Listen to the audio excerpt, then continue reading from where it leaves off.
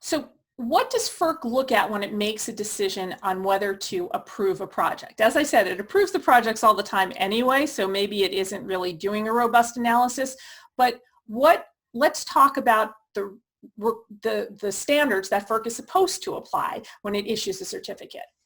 So FERC, probably back in 1999, so it's like 20 years ago, issued something called the Certificate Policy Statement. And the Certificate Policy Statement basically tells pipelines and the public, it says to them, these are the things we FERC are going to look at when we make a decision on these projects.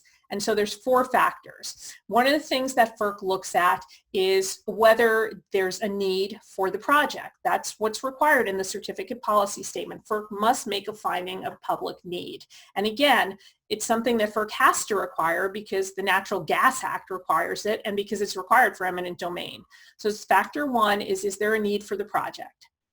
The second factor is whether the project is being subsidized by existing ratepayers. So that's really a financial or an economic type of analysis. Sometimes a company will build a new project and older customers which are being served by existing pipelines may have to, for one reason or another, wind up paying the rates for the new project. And FERC says you can't do that. You can't subsidize a new project with old rates. It has to be something that is self-funded by the company. So that's the second factor. The third factor that FERC looks at is it looks at the results of that environmental impact statement. It has to look at the environmental impacts of the project.